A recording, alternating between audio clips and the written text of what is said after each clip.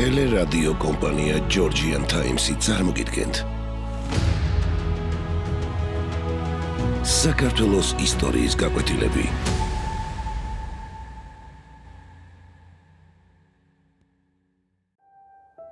იმერეთის მეფე სოლომონ პირველი.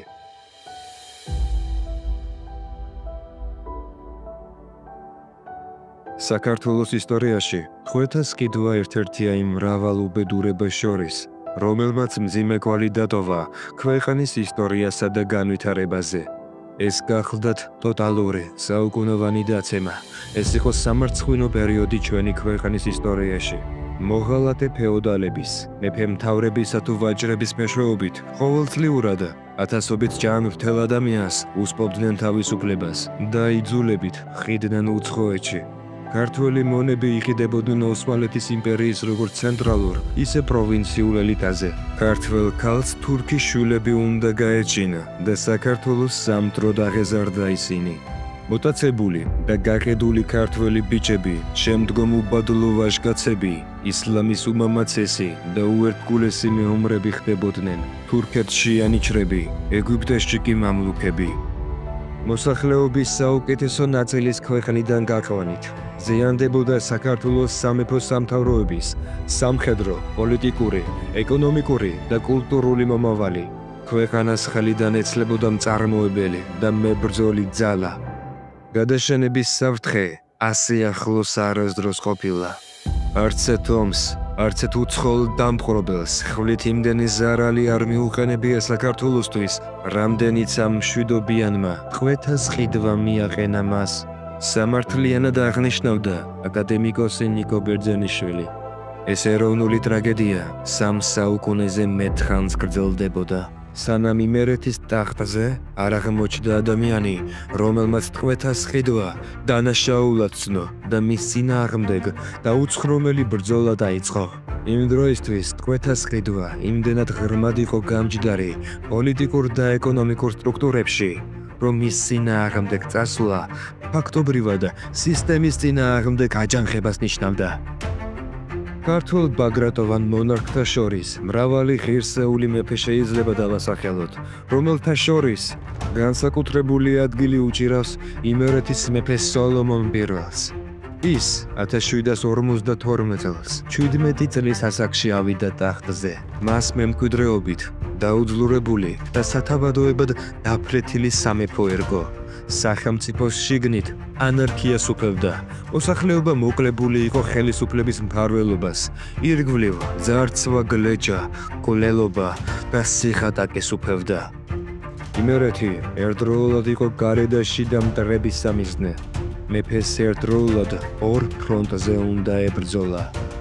სოლომონი მიზანმიმართულად შეუდგა ქვეყნისთვის ყველაზე დამღუპველი უბედურების, ხვეთას ყიდვის წინააღმდეგ ბრძოლას. ფეოდალთა ნაწილი მის რეფორმებს ღიად დაუპირისპირდა.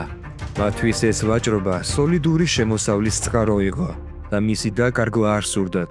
საუკუნის დასაწყისიდან სოლომონის გამეფებამდე იმერეთში მეფე 15-ჯერ შეიცვალა, მათგან 3 კი მოკლული იქნა. სამეფო ტახტი მყარი არ იყო. ნებისმიერ მეფეს ჩამოგდებით ემუქრებოდნენ და სწორედ ასე განვითარდა მოვლენებიც. 1 წელიც არ იყო გასული, როცა 17 წლის მეფის წინააღმდეგ შეთქმულება მიჩინა თავი. სოლომონი მარტო დარჩა, მის წინააღმდეგ აჯანყდა საკუთარი ოჯახიც, ბაბუა, ბიძები და თავად დედაც. მიუხედავად ამდენი განსაცდელებისა, ახალგაზრდა მეფემ შეძლო და ყველა ეს წინააღმდეგობა დაძლია. მალე ტახტიც დაიბრუნა და მოღალატეთა დასჯაც დაიწყო. მეამბოხეებთან ანგარიშ სწორების შემდეგ მეფე მეტი სიფრთხილით შეუდგა თავისი პოლიტიკის წარმოებას. უპირველეს ყოვლისა, აუცილებელი იყო ძლიერი მოკავშირეების პოვნა. ამ მიზნით სოლომონმა კავშირი გააბა სამეგრელოს მთავარ ოტია დადიანთან და მოხერხებულად შემოირიგა მამია გურიელიც. ამ ორი მთავრის შემომტკიცებით მეფემ უფრო ენერგიული მოქმედების საშუალება მოიპოვა.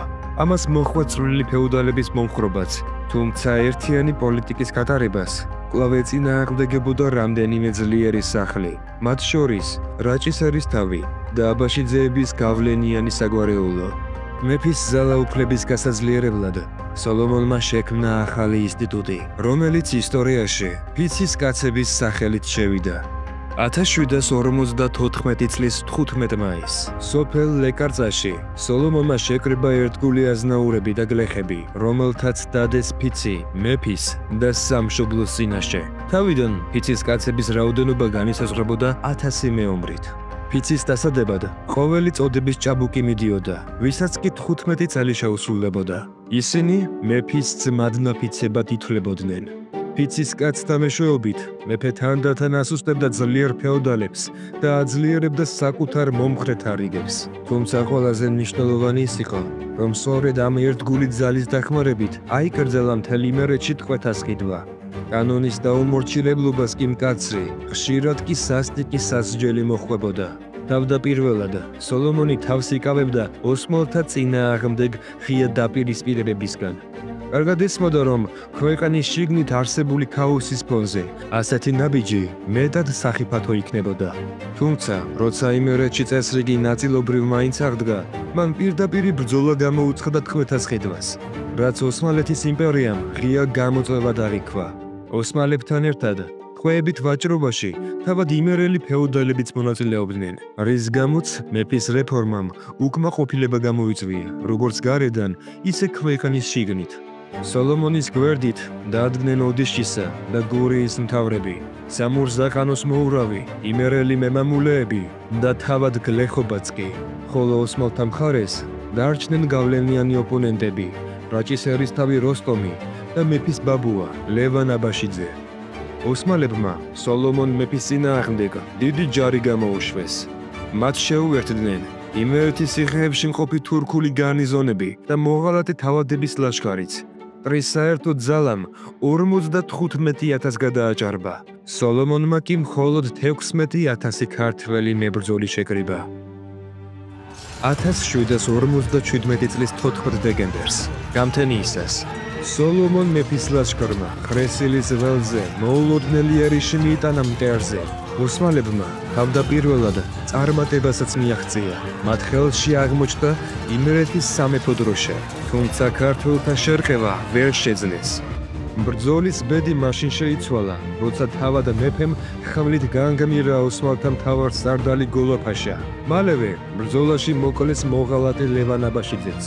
თავარ სარდლის დაკარგვამ ტრის ბანაკში არეულობა გამოიწვია. ოსმალთა უმეტესობა ბრძოლის ველზე დაეცა. ნაწილი კი ტყვედ ჩაუვარდა ქართველებს. ამ ბრძოლის შედეგად ოსმალების გავლენის კრება იმერეთის რეგიონში გარდაუვალი გახდა. ასევე აქტიურად დაიწყო ანტიოსმალური მოძრაობები აფხაზეთში, გურიასა და სამეგრელოში. ქვეყანაში წესრიგის დასამყარებლად საჭირო იყო დასუსტებული ეკლესიისა და გაუქმებული კათედრების აღდგენა და გაძლიერება.